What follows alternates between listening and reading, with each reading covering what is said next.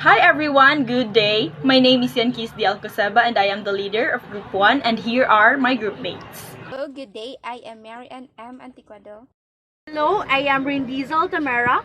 And I am Gemma Across. Julani Impasi Acruz. Danica Avila from B.Ed to A. Rafni P. Awas from B.Ed to B. So this is Miran Awlansag from B.Ed to B.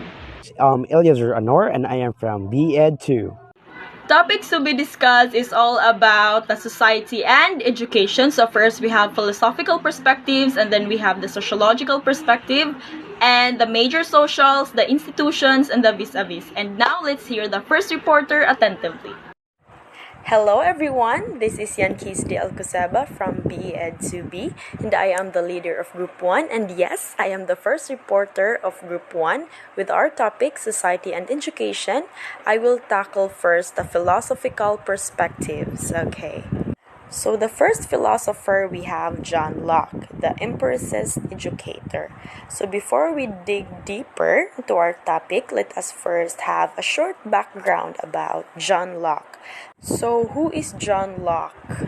Basin ato aning lulo or mga lulo sa atong lulo or lulo sa atong lulo. Bitaw no? So ilhon sa natos John Locke. So John Locke was an English philosopher instrumental in founding modern philosophical empiricism and political liberalism. Locke developed the concept of individual rights and the social contract. The idea government was based on rights and responsibilities. Locke was an influential figure in the Enlightenment and the American Revolution. And si John Locke kuno kay usa ka empiricist educator. So unsa man day ning empiricist educator? Empiricist educator is a person who believes in using methods based on what is experienced or seen rather than theory. Ug ngano kahang nituo si John Locke no aning mag-use sa method base sa na experience or nakita rather than theorist or theoretical statements. So let's find out. So first we have John Locke believes that acquire knowledge about the world through senses. What are these senses? It is learning by doing and by interacting with the environment. So mao di ay kay nituo si John nga maka-acquire og knowledge ug makat-on kung buhaton and kung mo interact sa ilahang environment, which is I agree because no first-hand experience is the best teacher. So mas makat-on ka if naka-experience ka or nakakita ka og giun sa pagbuhat, right? Do you agree? The second one is simple ideas become more complex through comparison, reflection, and generalization, and this is called the inductive method. So what is inductive method, by the way?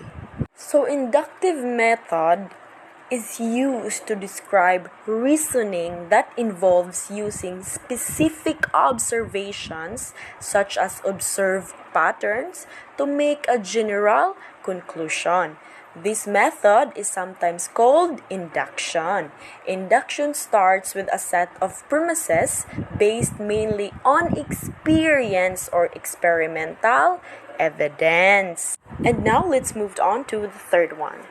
So question the long traditional view that knowledge came exclusively from literary sources, particularly the Greek and Latin classics. So naana pud tay nasugatan nga words which is literary sources. So unsa man day ni siya? So let us define literary sources. Literary sources are the information gathered in written forms that explain the essence of ancient culture.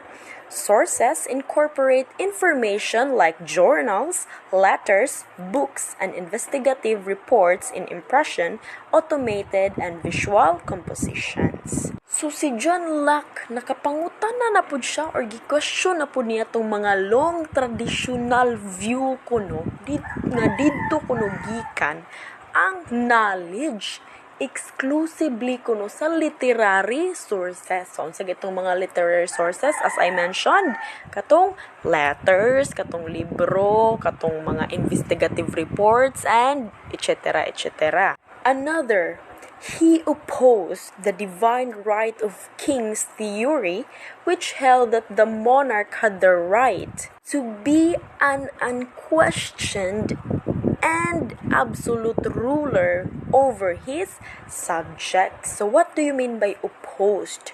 So ni contradict siya, nihimo siya argument. So wa siya mo agree. So unsa dining divine right of kings? So let us first elaborate that one. So kanidang divine right of kings under ni siya sa natural rights ni John Locke. So Locke wrote and developed the philosophy that there was no legitimate government under the divine right of kings theory. The divine right of kings theory, as it was called, asserted that God chose some people to rule on earth in his will. Therefore, whatever the monarch decided was the will of God. When you criticize the ruler, you were in effect challenging God, right? This was a very powerful philosophy for the existing ruler. But Locke did not believe in that and wrote his theory to challenge it. Philosophy for the existing ruler. But Locke did not believe in that and wrote his theory to challenge it. Ngano kahang wala na pud mutuo si Locke? Unsa na pud kaha iyang rason? So perhaps the part of Locke's writing which most influenced the founding fathers of the United States Constitution was the idea that the power to govern was obtained from the permission of the people. So Locke thought that the purpose of government was to protect the natural rights of its citizens. He said that natural rights were life, liberty, and property, and that all people automatically earn this simply by being born. When a government did not protect those rights, the citizen had the right and maybe even the obligation of overthrowing the government. So does this word ring a bell, right? So hapit na ang election, guys, so we must carefully kilatis sa mga politicians o kinsa joy angay karapat dapat nang maminaw sa mga tao, no, nga mulingkod sa trono or sa position. So vote wisely, guys. Okay, so much for that. Back to the topic. So si Locke ni opposed sa divine right of kings kay Locke thought that ang purpose sa gobyerno is to protect the natural rights sa mga tao. And he said that the natural rights kay unsa ganito? Life, liberty, and property. All right. So, did you get me? Did you get it? I hope so. Okay, now moving on to the fifth one. So, John Locke also viewed that political order should be based upon a contract between the people and the government. So dapat lang, no, may unta, no? Okay, just like the running politicians, no, naman na sila ibitaw nga storya na sila i-promise para lang kay karapat dapat daw sila ana nga posisyon, no. So dapat ug unsa-untay nakasunduan that in lines with the political order dapat mao pod joy tumano, no, between sa mga tao ug sa gobyerno. So the sixth one, aristocrats are not destined by birth to be rulers.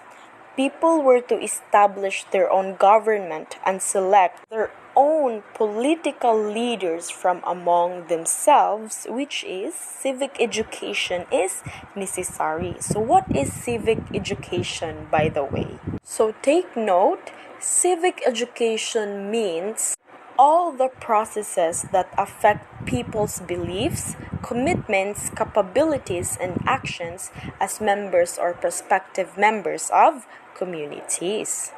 So, wala mo tuo si John Locke, no, nga ang mga aristocrats, kay destined sila by birth nga mahimong ruler or mambabatas. John Locke viewed that ang mga tao na ay right nga maka-establish sa ilahang kaugalingong gobyerno og naapoy kinaiyahan nga mamili og kinsay mamuno nila. Last but not the least, perspective of John Locke, people should be educated to govern themselves intelligently and responsibly. And that is according to Ornstein, 1984. So to sum up everything, or to comment, for John Locke, education is not acquisition of knowledge contained in the great books, but rather it is learners interacting with concrete experience, comparing and reflecting on the same concrete experience and comparing. The learner is an active, not a passive agent of his/her own learning. Another, from the social dimension, education is seeing citizens participate actively and intelligently in establishing their government and in choosing who will govern them from among themselves, because they are convinced that no one person is destined to be ruler forever. And that ends my report. I hope you gain something or learn something from me or from John Locke's perspectives. And now let's proceed to the next reporter attentively. The second philosopher is Herbert Spencer during 1820 to 1903. It is the study of the utilitarian education. Are you familiar with the word utilitarian? So, utilitarian is a character or quality of utilitarianism, which is a doctrine that the useful is the good, and that is determining consideration of right conduct should be the usefulness of its consequences.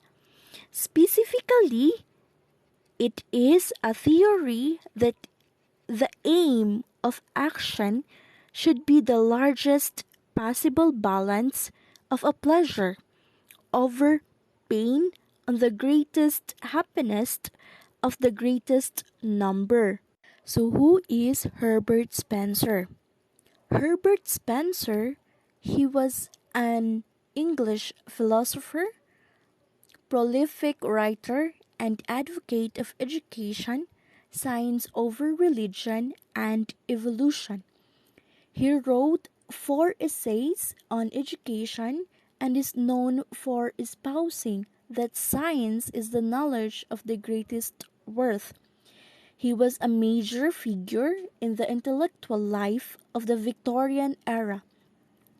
Spencer was initially best known for developing and applying evolutionary theory to philosophy, psychology, and the study of society. What he called is synthetic philosophy. And these are some of his philosophical perspectives.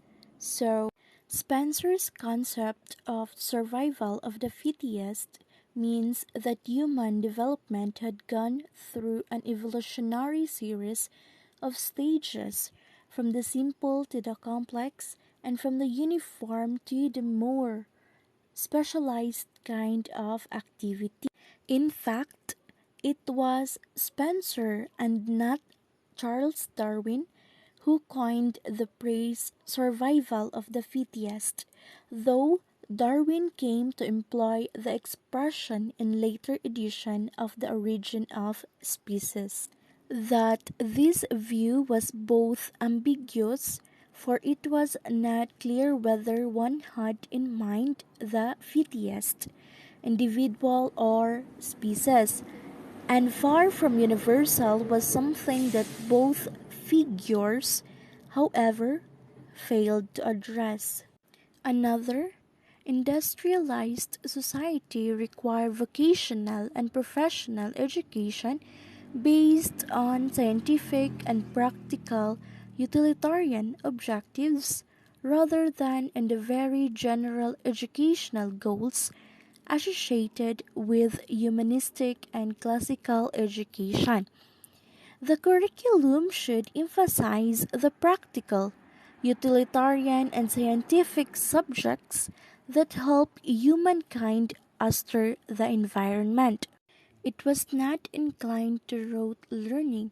Schooling must be related to life and to the activities needed to earn a living. Curriculum must be arranged according to their contribution to human survival and progress. Science and other subjects that sustained human life and prosperity should have curricular priority since it aids in the performance of life activities. And according to Ornstein, 1984, individual competition leads to social progress. He who is fittest survives. So, this is the specialized education of Spencer versus general education. So, to survive in a complex society, Spencer favors specialized education over that of general education. We are in need of social engineers who can combine harmoniously the findings of specialized knowledge. This is particularly true in the field of medicine. The expert who concentrates on a limited field is useful, but if he loses sight of the interdependence of things, he becomes a man who knows more and more about less and less. We must not prefer the other extreme, the superficial person who knows less and less about more and more. And lastly, this is Spencer's survival of the fittest. So, he who is fittest survives. Individual competition leads to social progress. The competition in class is what advocates the whole child approach and social emotional learning, or SEL. Atmosphere negate. The whole child approach, a powerful tool for SDELF, focused school has as tenets. Each student learns in an environment that is physically and emotionally safe for students and adults, and each student has access to personalized learning and is supported by qualified and caring adults, according to Frey in 2019. Another known philosopher in education was John Dewey. He was born in 1859 in Burlington, Vermont, and died in New York City in 1952. He is an American philosopher, psychologist, and educational reformer. John Dewey is known for his theory entitled Learning Through Experience. He believed that education is a social process, and so school is intimately related to the society that it serves. This means that the school is to be a reflection of the larger society outside its walls, in which life can be learned by living. Children are socially active human beings. And why is that? It is because they want to explore their environment and gain control over it. And when they explore, they use all their senses to take in and ask questions about the things they are exploring, as they pursue their interest and construct their own paths for acquiring and applying knowledge. Education is a social process by which the immature members of the group are brought to participate in the society. So who are the immature members of the group? These are the children. So, do we believe that the social environment educate its immature member, which is the children, and specifically refers to the school, where it is the only way that allows adults to control the type of education received by the children? The school is a special environment established by the members of the society. So, school is a special environment in the sense that it simplifies, purifies, and integrates the social experience of the group so that it can be understood, examined, and used by its children. Next, the sole purpose of education is to contribute to the personal and social growth of individuals. For through education, it integrates people into society and teaches them values and morals that enriches people's understanding of themselves and the world. For in Dewey's view, the purpose of education is not the communication of knowledge, but the sharing of social experience so that children become integrated into the democratic community. The steps of scientific or reflective method which are extremely important in Dewey's educational theory are as follows. First is the learner has a genuine situation of experience. So it is an involvement in an activity in which he or she is interested. Next is within this experience, the learner has a genuine problem that stimulates thinking. And then the learner possesses the information or does research to acquire the information needed to solve the problem. And then the learner develops possible and tentative solutions that may solve the problem. And lastly, the learner tests the solutions by applying them to the problem. This one way, one discovers their validity for oneself. So, an example for the scientific or reflective method is when a child reaches for a candle flame and burns his hand. He experiences pain. But then, this is not an educative experience or a genuine experience unless the child realizes that touching the flame may result into a burn, which then the child formulates the general expectation that flames will produce burns if touched. The fund of knowledge of the human race, ideas, discoveries, and inventions was to be used as the material for dealing with problems. This accumulated wisdom of cultural heritage has to be tested. If it serves human purposes, it becomes part of a reconstructed experience. If it does not, it will still be part of a reconstructed experience.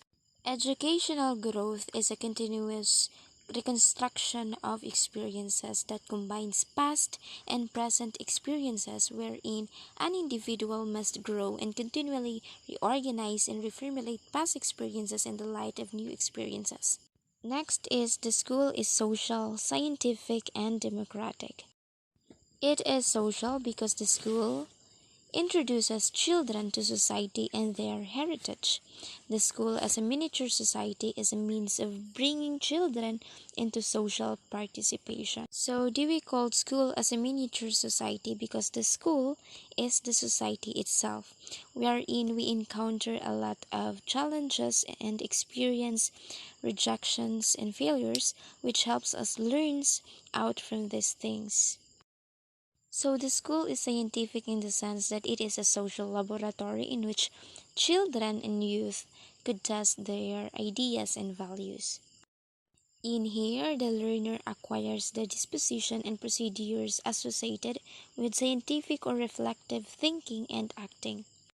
So when we say reflective thinking and acting, it is taking the bigger picture and understanding all of its consequences. It doesn't mean that you're just going to simply write down your future plans. It means truly trying to understand why you did what you did and why that's important. Next is the school is democratic because the learner is free to test all ideas, beliefs, and values. Cultural heritage, customs, and institutions are all subject to critical inquiry, investigations, and reconstruction. Next is school should be used by all, being a democratic institution. No barrier of custom or prejudice segregate people. People ought to work together to solve common problems. for it helps students whose thoughts are heard and contributions are recognized feel a sense of belonging as they have a role to play in their classroom community. Through this sense of belonging, students become an empowered learner. Next is the authoritarian or coercive style of administration and teaching is out of place. So why is that so? It is because they block genuine inquiry and dialogue. For in this situation, students only passively receive information that have been packaged and pre-digested by teachers and textbooks. Thus, Dewey argued that the schools did not provide genuine learning experiences, but only an endless amassing of facts which were fed to the students, who gave them back and soon forgot them. Education is a social activity and the school is a social agency. So these two, education and school, helps shape human character and behavior. Social activity because we learn through our experience in the society, and school as a social agency because it is the one that guide and mold us to a better individual. Values are relative, but sharing, cooperation, and democracy are significant human values that should be encouraged in school. For schools should be viewed not only as an institution that impart certain knowledge and skills. George Counts, 1889 to 1974. Building a new social order. It recognized that education was the means of preparing people for creating this new social order. According to George Counts, education is not based on eternal truths, but it's relative to a particular society living at a given time and place. By allying themselves with groups that want to change society, schools should cope up with social change that arises from technology. Education, it is the process of facilitating learning of knowledge and skills. We do not lay enough emphasis of values, beliefs, wisdom, and habits, which are core to a good education. Schools become instrument for social improvement rather than agency for preserving the status quo. Teachers should lead society rather than to follow it. Teachers are agents of change. Teachers are called on to make important choices in the controversial areas of economics, politics, morality, because they are filled to do so, others would make the decision for them. Teachers and educators can collaborate with each other and with other organizations to work on curriculum development. Teachers could set up a network among themselves and identify other forums. It will support them to influence changes in educational policy and practices. Teachers who are actively involved in a joint achievement of something new may be mentioned as agents of change when they accomplish a desired effect or change at school, so that they will call the teacher an agent of change. George Counts have comments about schools and teachers as agents of change. For George Counts, schools and teachers should be agents of change. Schools are considered instruments for social improvement rather than as agencies for preserving the status quo. Whatever change we work for should always be change for the better, not just change for the sake of change.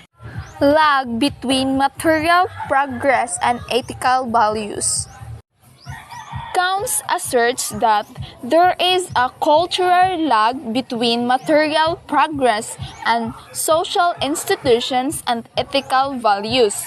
When we say cultural lag, it refers to the phenomenon that occurs when changes in material culture occur before or at a faster rate than the changes in non-material culture. Material progress of humankind is very evident, but moral and ethical development seems to have lagged behind. So according of accounts, a friend once wrote, the Egyptians had their horses.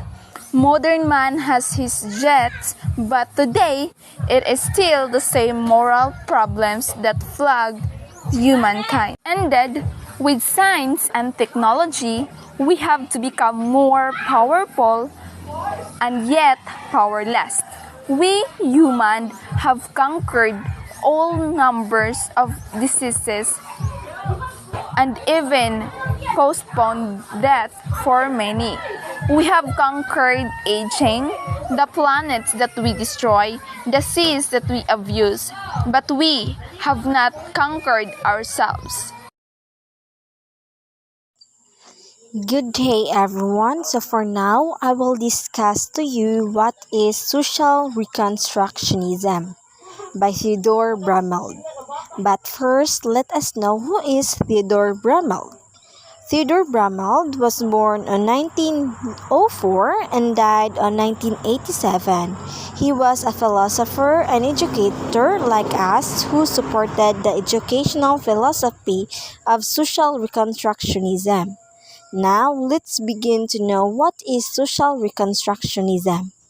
Social reconstructionism is a philosophy that emphasizes the addressing of social questions and a quest to create a better society and worldwide democracy. Reconstructionist educators focused on a curriculum that highlights social reform as the aim of education, which means it emphasizes the reformation of the society into a better society to live in, wherein we will reconstruct its values in order to catch up with the changes in the technological order, and organize education as a major role to play in reducing the gap between the values of the culture and technology. So, the social reconstructionism asserts that school should first is to create a world order in which people are in control of their own destiny in an era of nuclear weapons. The social reconstructionism see an urgent need for society to reconstruct itself before it destroys itself. So it means that, according to Ornstein, a school should discuss thoroughly what is social reconstructionism so that we people would know how to create and control our own destiny. Because, according to Ornstein, that social reconstructionism is an era of nuclear weapons means that we need to reconstruct the society immediately before it will destroy by itself. Next is technological era is an era of interdependence, and so education must be international in scope for global citizenship. Means that we are now surrounded with technology nowadays, and we are now an era of technology wherein global citizenship was being now run with technology, so that we should reconstruct or reform our society to close the gap between the values of culture and society to create a better world or society. Then, for the social reconstructionist, education is designed to awaken students' consciousness about social problems and to engage them actively in problem solving. Which means, and according to Ornstein Kuno, the social reconstructionist was to awaken students' consciousness about social problems that is now relevant to our society. We have been encountered different kinds of social problems and students will ignore it, so that studying this will weaken us students about how serious is social problem, and it will engage us how to resolve it. Yes. And social reconstructionists are firmly committed to equality or equity in both society and education. Barriers of socioeconomic class and racial discrimination should be eradicated. Lastly, According to Ornstein, it also emphasized the idea of an interdependent world. The quality of life needs to be considered and enhanced on a global basis. And comments about Theodore Bramald supported social reconstructionism, that he is like John Dewey and George Counts. That social reconstructionists Bramald believe also that active problem solving as the method of teaching and learning. By being conscious of social problems and engage in problem solving, it can teach us and learn on it. Then social reconstructionists are convinced that education is not a privilege of the few, but a right to be enjoyed by all. Yeah, I agree with it that education is not a privilege to some of us, but we have right to be educated and right to be enjoyed by it. Lastly, education is a right that all citizens, regardless of race and social status, must enjoy it. And definitely, I so much agreed with it. All citizens has the right to be educated and must experience how enjoyable it is. And that could be all. Thank you. Like social reconstructionists believe that systems must be changed to overcome oppressions and improve human conditions. Education and literacy are the vehicle for social change. In his view, humans must learn to resist oppression and not become its victims, so nor oppress others. To those who requires dialogue and critical consciousness, the development of awareness to overcome domination and oppressions. Then, rather than teaching as a banking, in which the educator deposits informations into students' heads, Freire saw teaching and learning as a process of inquiry in which the child must invent and reinvent the world. So, teacher must not see themselves as the sole professors of knowledge and their students as empty receptacles.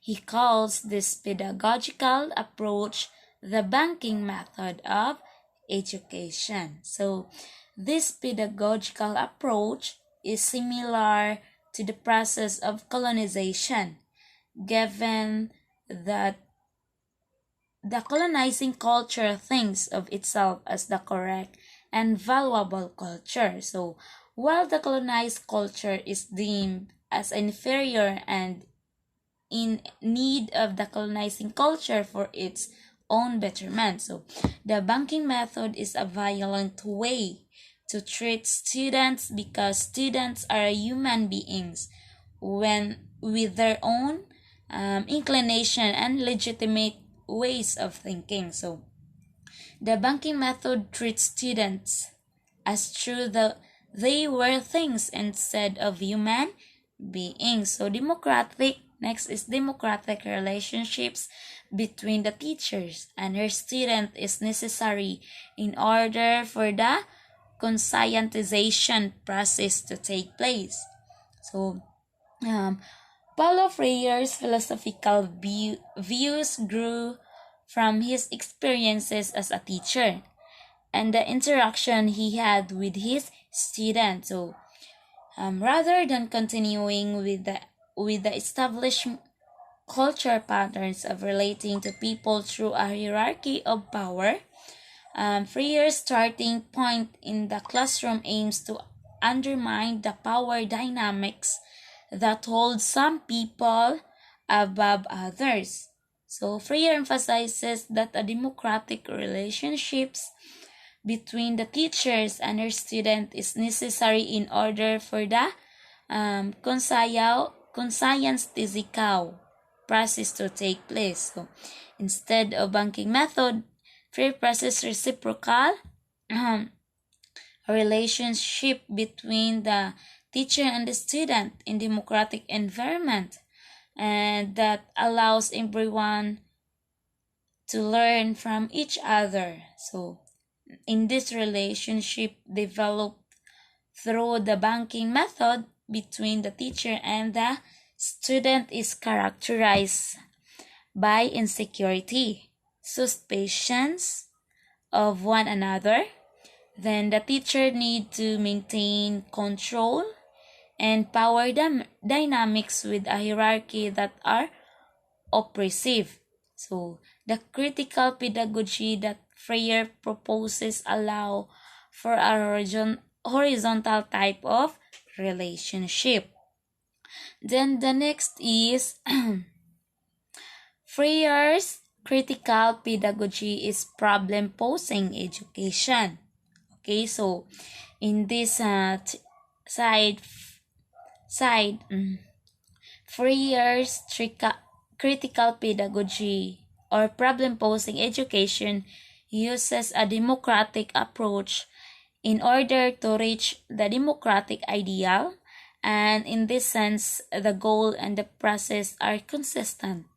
So he explains how the teacher who intends to hold herself at some higher level of power that of her students who does not admit to her own fallible nature and ignorance, so places herself in rigid and deadlock positions. So the next is a central cement of Freire's pedagogy is dialogue. So it is love, respect that allow us to engage people in dialogue and to discover ourselves in the process and learn from one another. So by its nature, dialogue process and it is only when we come to tolerate the points of view and ways of being of others that we might be able to learn from them and about ourselves in the process. So dialogue means the presence of equality, visions of one another. Then the teacher need to maintain control and power dynamics with a hierarchy that are oppressive. So the critical pedagogy that Freire proposes allow for a horizontal type of relationship. Then the next is Freire's critical pedagogy is problem-posing education. Okay, so in this side,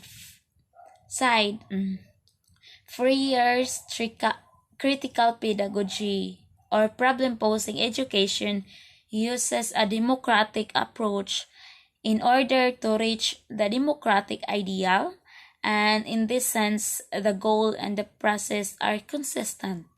So he explains how the teacher who intends to hold herself at some higher level of power that of her students who does not admit to her own fallible nature and ignorance, so places herself in rigid and deadlock positions. So the next is a central cement of Freire's pedagogy is dialogue. So it is love, respect that allow us to engage people in dialogue and to discover ourselves in the process and learn from one another. So by its nature, dialogue process and it is only when we come to tolerate the points of view and ways of being of others that we might be able to learn from them and about ourselves in the process. So dialogue means the presence of equality, mutual recognition, affirmation of people, a sense of solidarity with people, and remaining open to questions. So a central element of Freire's pedagogy is a dialogue. So he emphasized its importance in this chapter. So the dialogue to imposition, he writes that it is love and respect, so that allow us to engage people in dialogue and to discover ourselves in the process. So by its nature, dialogue, it is not something that can be imposed. So instead, genuine dialogue is characterized by respect for the parties involved toward one another. So we develop a tolerant sensibility during the dialogue process. So it is only when we come to tolerate the points of view and ways of being of others that we might be able to learn from them and about ourselves in the process. So the next is dialogue. The next is all of these education philosophers. So the next is dialogue is the basis for critical and problem posing pedagogy, as opposed to banking education where there is no discussion, only the imposition of the teacher's ideas on the student by Ornstein, 1984. So the last is the comment. So all of these education philosophers point to the need of interacting with others and of creating a community of inquiry, as Charles Sanders Peirce put it. The community of inquiry is a group of persons involved in inquiry, investigating more or less the same questions or problem, and developing through their exchanges a better understanding both of the questions as well as the probable solutions. And by Lee 2010, a community of inquiry will engage learners in active problem solving. So that's all for the critical pedagogy. Okay, so now sociological perspective.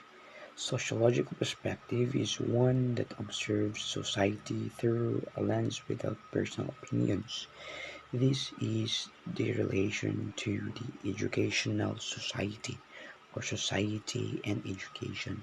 But here we are focused on the goals of the institution, wherein there are different institutions being involved here in this topic, and it is also not a personal opinion or dili imuhang opinion.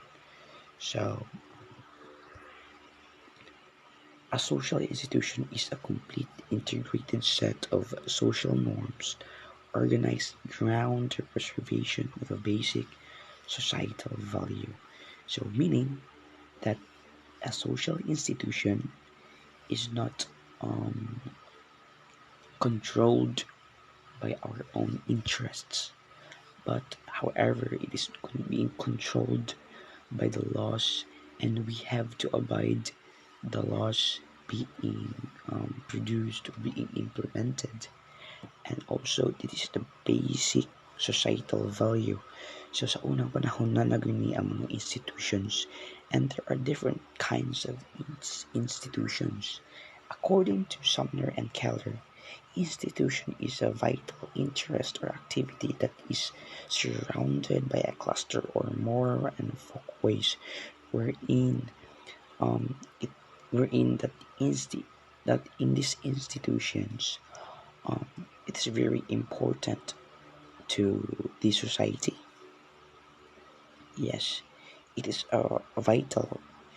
When we say vital, important, so important interest or activity that is surrounded by a cluster or more and folkways. So there are primary institutions stated by Sumner, and Kellers. So, first is the sociologists often reserve the term institution. So, institution is being described by normative systems that operate in the five basic areas.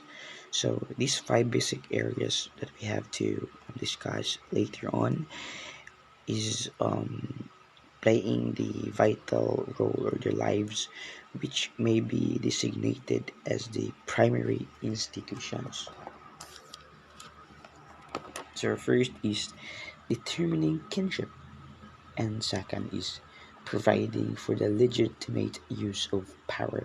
So, providing a legitimate use of power, it means that the government itself has a legitimate power by controlling our country and also controlling the other aspects of the institutions or the other aspect of organizations and regulating the distribution of goods and services.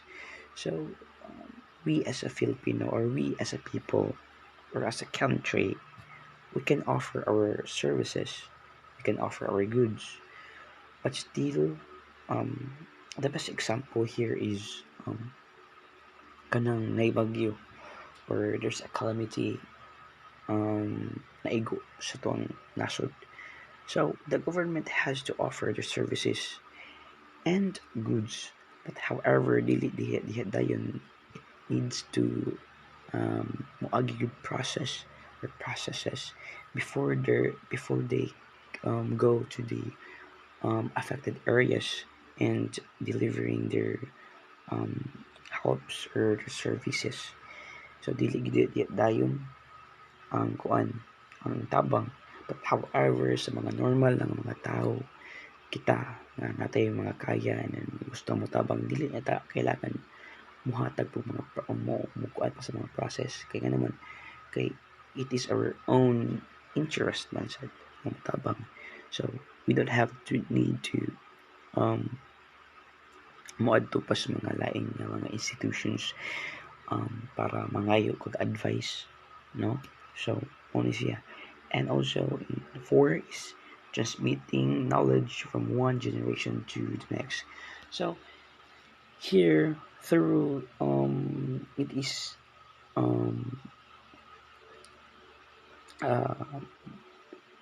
I mean that transmitting knowledge from one generation to the next nagisgot kini sa tuang education. Why? Because education sa kuan pala to is why we need to study history to know about our past.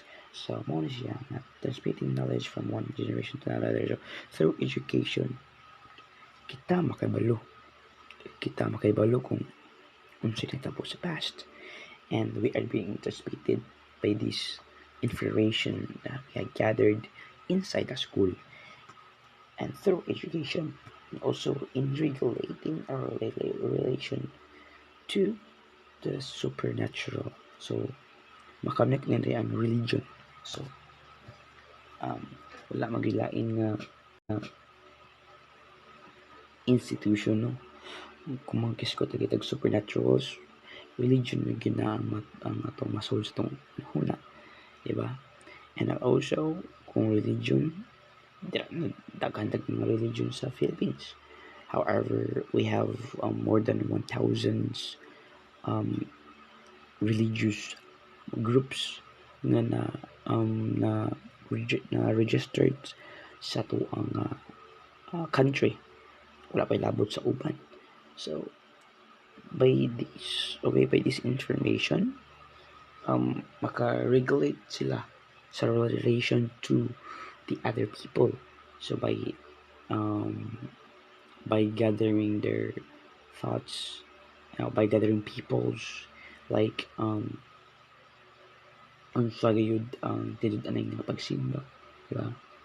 And also to avoid conflicts, so we need to discuss these five primary institutions.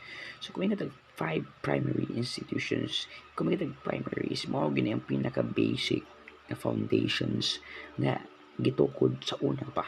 So first we have the family.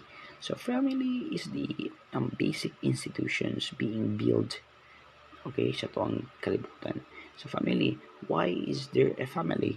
Because kita tanan nagday family, diba? Gali ang mga animals, they have also a family, and we have also a family.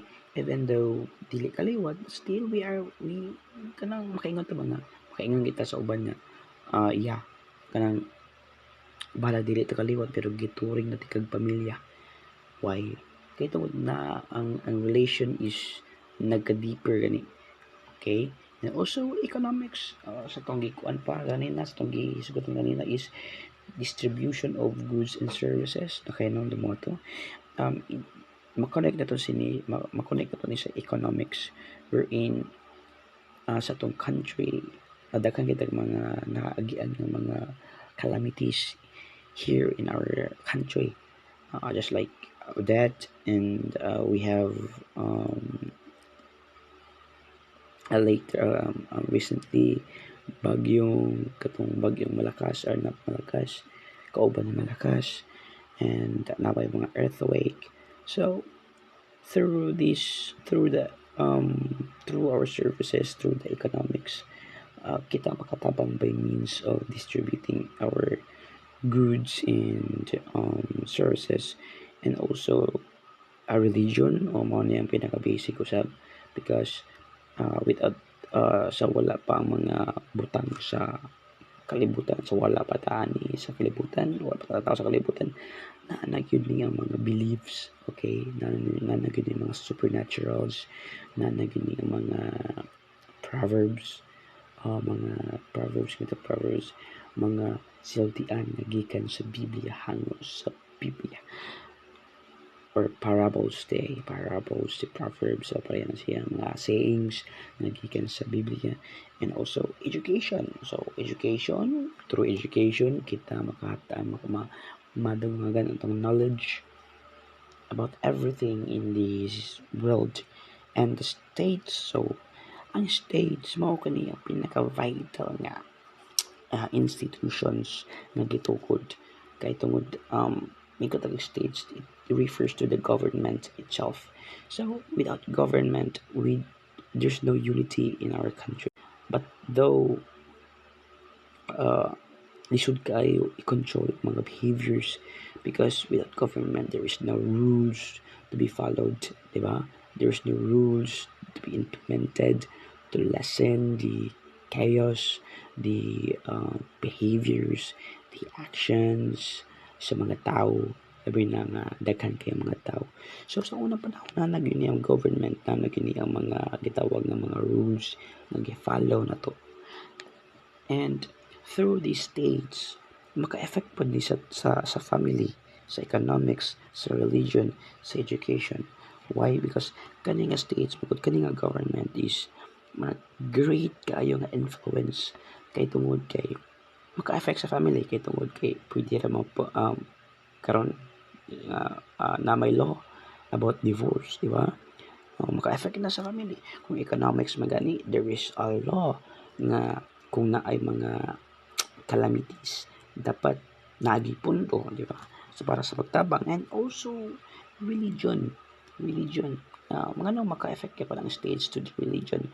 Kay even though there is a law that the state and the church is being separated, but still there are some religious nga mo abide upon sa law, and also the government has to control gyapon ang government sa churches.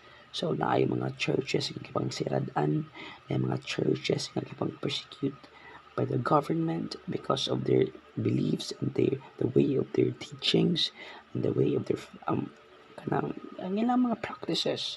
And also in religion, I mean in education. So maka-affect ni ang state to the education kay wherein marakontrolado ang mga books, no? Mga kontrolado mga lessons dapat nga ma-incline gayud. Okay, dapat naibalaod nga uy mao gini buhat ta mao gini itudlo. So mao na nga mo ang natungod sa stage nagka-evolve magani ug mas ningdaghan pa. Okay, so sa sunod nga slides is according to Sumner and Keller's classification, there are 9 major categories. 9 major categories that being classified. So first is the economic and industrial.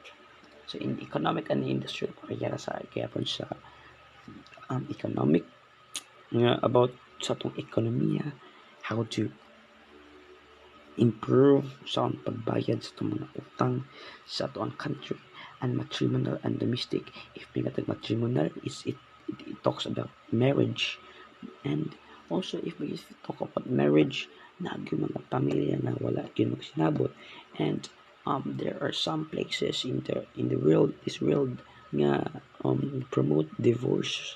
Okay, kanang annulment nga pwede na sila magbuwag, bahala kasal sila, pero pwede na sila ang ilang papilis nga kasal sila, pwede na mahimo masing pagbalik kay tungod kay may implement nga law na pwede mag-divorce ang usa ka lovers or sa pairs, and also in political samot political, and in religious and ethical and educational and scientific and communicative, aesthetic and expressional, health and recreational. So okay na mga 9 major categories nga gi-classified nilang Sumner and Keller. So I hope that in this topic natin ma-learn. The secondary institution derived from family would be monogamy. So, what is monogamy? So, this is the multiple partners nga iniguman nila sa isa ka relationship, mangita na pod og lain. So, take note, this is having a partner at a time. So, next is marriage. So, ang marriage is kanang legal na mo as a magtiayon or partner. So, we can call matrinomy or wedlock. Is a culturally and often legally recognized union between people called spouses. And next is polygamy. So, polygamy is having more than one or wife, husband at the same time. So, example is Muslim. The last one is divorce. So, ang kaning magtiayon or kaning mga marriage, ari dito padong sa divorce. Divorce, which means canceling the legal duties. So, ipawalang bisa ang inyong kasal. So, secondary institution of economics would be the property, trading, credit, banking. So, what is property? So, property is resources can be owned by one individuals, and then credit is ability to borrow money or access good or services nga imura bayran inig human og utang. So, or hulab. So, banking is generating the interest that creates profits for bank and its customers. Another is trading. So, trading is transferring of goods and services from one person or entity to another. So, example is exchange money. Another secondary institution of religion would be the church. So, church is a Christian worship that whole body of Christian believers. Another is temple. So, examples ani sa temple kay ang nilain nga religion, like Mormon Sacred, Jehovah, o another sacred. So, mosque. So, mosque is the temple or place sa Arabic. It is a modest structure or architectural. And then, totem. So, totem is a symbolic importance. And then, tabo. Tabo is mga butang nga giisip og culture sa kanasod. Pero, maabot ka sa lang nasod, dili na sila mahimong cultural. So, the secondary institution of education would be the school, college, and university. So, schools can either be public or private. But in college and university, main institution offering tertiary education. The last institution is the state would be interest groups, party system, and democracy. Sociologists operating in terms of the functionalist model societies have provided the clearest explanation of the function served by social institutions. So, apparently, there are certain minimum tasks that must be performed in all human groups, unless these tasks are performed adequately. So the group will cease to exist. An analogy may help to make the point. So we might hypothesize that cost accounting department is essential to the operations of large-scale operations. So a company might procure a superior products and distribute it. Then at the price that is assigned to it. The company will soon go out of business. So perhaps the only way to avoid this is to have a careful accounting of cost of each step in the productions and distribution process.